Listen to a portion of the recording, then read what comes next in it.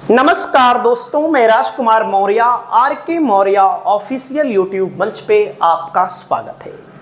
उत्तर प्रदेश में पंचायत का चुनाव होना है। पंचायत के चुनाव को लेकर इस समय तैयारियां तेज हो चुकी हैं, प्रत्याशियों की तरफ से भी और सरकार के तरफ से भी। आज की इस वीडियो में आपको बताने जा रहे हैं पंचायत चुनाव से संबंधित जुड़े हुए कुछ नियम, पंचायत चुनाव वास्तव में कब होगा और पंचायत चुनाव में जिनको प्रत्याशी बनना है आवश्यक दस्तावेज कौन कौन से तैयार कराने हैं। बहुत ही महत्वपूर्ण वीडियो है, पहले भी मैं वीडियो बना चुका हूं।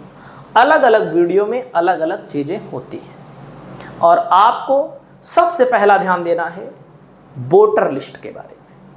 दोस्तों, जो पंचायत चुनाव की अगर हम बात करें तो पंचायत चुनाव लड़ने के लिए सबसे पहली योग्यता होनी चाहिए 21 साल उम्र, ये तो सब जानते हैं। दूसरे नंबर पर दोस्तों सीट आपकी होनी चाहिए। सीट का मतलब जैसे कोई सामान्य व्यक्ति वाला व्यक्ति है तो सामान्य मतलब कि जो ठाकुर, ब्राह्मण, कुछ बनिया, लाला और मुस्लिमों में भी आप चले जाइए, खान वगैरह सामान्य वर्ग में आते हैं। तो सामान्य वर्ग वाले अपने सामान्य वर्ग में ही चुनाव लड़ सकते हैं। और जो ओबीसी समाज के लोग हैं, एससी समाज के लोग हैं, एसटी समाज के लोग हैं, किसी में भी लड़ सकते हैं। सामान्य को सामान्य में लड़ सकते हैं लेकिन ओबीसी में नहीं लड़ सकते, और ओबीसी वाले ओबीसी और सामान्य में लड़ सकते हैं। एससी वाले अपनी एससी में लड़े और सामान्य में लड़े, और महिला आ गई तो महिलाओं को लड़ाना पड़ेगा। ये सब चीजें तो नॉर्मल है। दोस्तों, जैसे लोग पूछ रहे भैया चुनाव कब होगा, चुनाव कब होगा।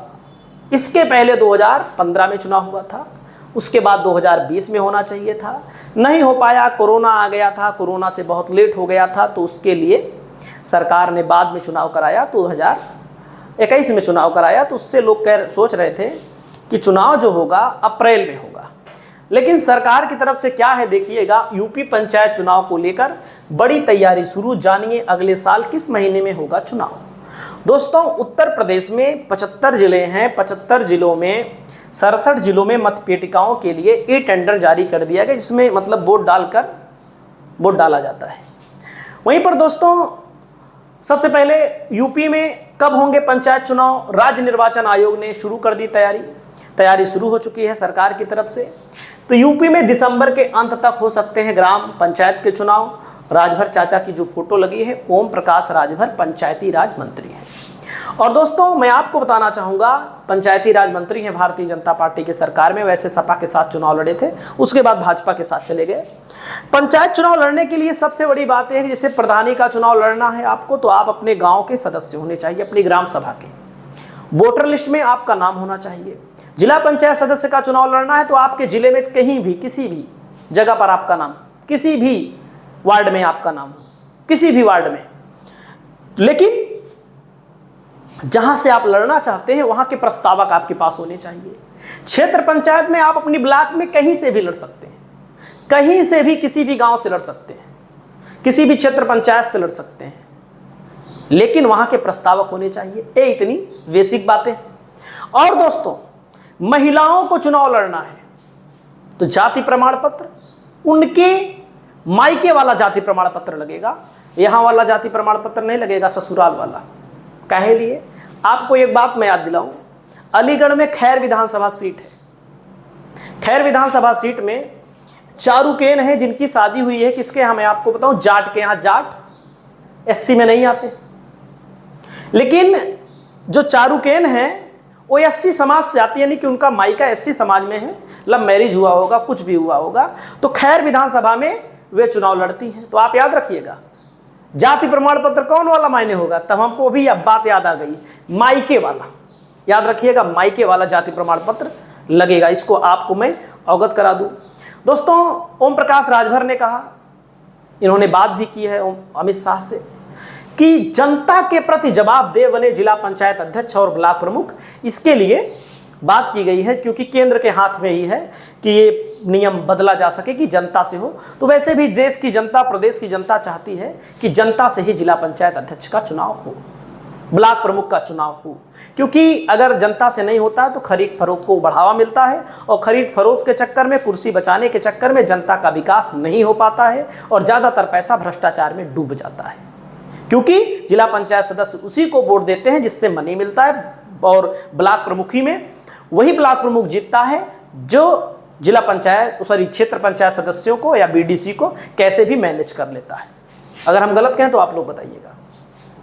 दोस्तों, साल 2025 के अंत तक यूपी में संपन्न होगा ग्राम प्रधान का चुनाव। पंचायत राज मंत्री ने विधानसभा में दी जानकारी, और 2000 जो अब की बार जो बजट पेश हो रहा था, बजट, उसमें भी कहा गया था पंचायत चुनाव के लिए पैसा रखा गया था। तो इससे लोगों ने अनुमान लगाया कि 2025 में हो सकता है 2025 से एक आध महीना लेट हो जाए, 2026 जनवरी में हो सकता है या दिसंबर में हो सकता है, क्योंकि प्रक्रिया में भी टाइम लग जाता है 1-1.5-2 महीना। मतलब प्रक्रिया का मतलब ऐलान होगा, पहला चरण, दूसरा चरण, तीसरा चरण, चौथा चरण, 4 चरण में तो कम से कम होगा ही। दोस्तों, 2025 में क्यों पूरा हो रहा है 5 वर्ष कार्यकाल?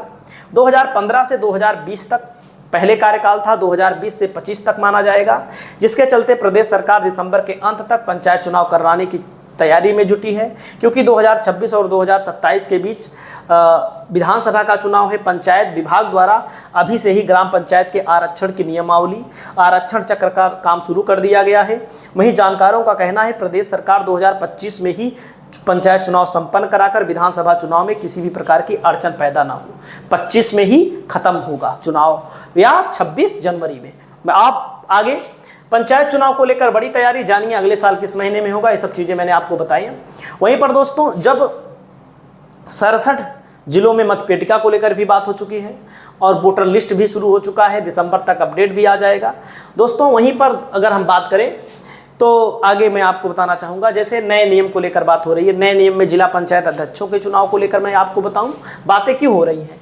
पिछली बार जब चुनाव हुआ तो सपा ने 759 जिला पंचायत सदस्य जीते, बीजेपी ने 768, बसपा ने 319, कांग्रेस ने 125, आरएलडी ने 69, आम आदमी पार्टी ने 64 और निर्दलीयों ने 944। बाद में ये निर्दलीय किसी न किसी पार्टी को समर्थन दे देते हैं। तो देखो, समाजवादी पार्टी ने कितना जीता, 759, बीजेपी ने 768, सपा आरएलडी के साथ थी, बसपा ने जीता 319, कांग्रेस ने जीता 125। यहाँ पर देखिएगा, जब जिला पंचायत अध्यक्ष का चुनाव हुआ दोस्तों, 75 में 67 जिलों में बीजेपी ने अपना बनाया। राजा भैया को छोड़ दीजिए, उसमें आप वहाँ पर छोड़ दीजिए, ब्रिजेश सिंह वाराणसी उनका छोड़ दीजिए, आप धनंजय सिंह को छोड़ दीजिए, कितने हुए? 3 और हो गए ना। तो सब एक तरह से इनडायरेक्ट तौर पर भाजपा के ही माने जाते हैं, उनका अपना बल है। तो 70 विपक्ष को क्या मिला, बसपा को क्या मिला? कुछ नहीं एक हिसाब से। तो इसीलिए लोग कह रहे हैं कि जनता के माध्यम से हो। दोस्तों, वहीं पर मैं आपको बताऊं, सेमीफाइनल 2027 का है, और एक विधानसभा क्षेत्र में 4, 5, 6 जिला पंचायत सदस्य की सीटें होती हैं। तो जिनको विधानसभा का चुनाव लड़ना होता है वे जिला पंचायत सदस्य का चुनाव लड़ते हैं, और पार्टी में भी निर्देश दिया जाता है, पहले आप जाइए जिला पंचायत जीत कर आइए सदस्य का, तब आपको विधानसभा का टिकट मिलेगा, क्योंकि सदस्य का चुनाव जीतना बहुत जरूरी है। जो जिला पंचायत सदस्य का चुनाव जीतेगा उसी को ही अधिकतर पार्टियां उसी के इर्द गिर्द में ही टिकट देती। सबको तो नहीं दे सकती, लेकिन कई लोगों को मौका, अपनी ताकत दिखाने का मौका होता है, तो ताकि एक बड़ा चुनाव माना जाता है। आरक्षित सीटों पर जाति प्रमाण पत्र होना चाहिए। SC ST महिला, OBC महिला आरक्षित पदों पर चुनाव लड़ने के लिए जाति प्रमाण पत्र की आवश्यकता होगी। महिलाओं के मामले में जाति प्रमाण पत्र जारी करने से पहले मायके से रिपोर्ट लगाना आवश्यक है। ग्राम पंचायत सदस्य की आरक्षित सीटों के लिए प्रारूप A पर अपनी जाति से संबंधित घोषणा पत्र भरना होता है। प्रधान क्षेत्र व जिला पंचायत सदस्य के लिए प्रत्याशियों को प्रारूप B पर अपनी जाति संबंधी घोषणा नोटरी से सत्यापित करानी होती है। इसको याद रखिएगा, ये मेन चीज़ है। दोस्तों, नामांकन पत्र के लगानी होगी, जैसे नामांकन पत्र जो आप दाखिल करेंगे, 4 सेटों में नामांकन पत्र दाखिल कर सकते हैं। आपको नामांकन भरने पर जहां पर जब आपका नाम होगा तो वाली वोटर लिस्ट भी आपको लगानी होगी, जिसमें सहायक रजिस्ट्रीकरण अधिकारी SDM के हस्ताक्षर होने चाहिए, उसकी छाया प्रति भी होनी चाहिए, इसको याद रखिएगा। और वहीं पर दोस्तों, पंचायत चुनाव की सरगर्मियां तेज हो चुकी हैं, प्रमाण पत्र को बनाने के लिए होड़ भी लग चुकी हैं। अगर हम बात करें तो बहुत सारे लोग चुनाव नहीं लड़ पाएंगे, जैसे आपराधिक मुकदमों की जानकारी देनी पड़ेगी, जो लोग सजा काट रहे हैं वे चुनाव नहीं लड़ पाएंगे दोस्तों।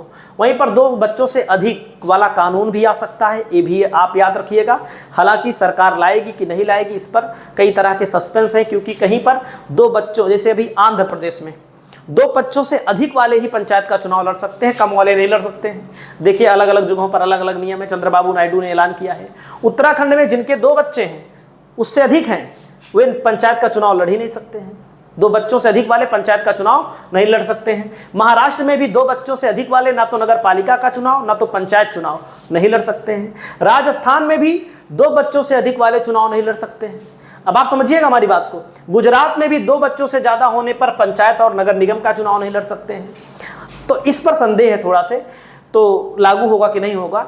बहुत सारे लोग ये भी कह रहे हैं विधानसभा की मतदाता सूची से पंचायत चुनाव हो सकता है, क्योंकि जो पंचायत वाली लिस्ट होती है, मैं डाउनलोड करना भी आपको बता दूंगा, वोटर लिस्ट निकालना भी आपको बता दूंगा, ताकि अपना नाम बढ़ाना शुरू कर पाएँ।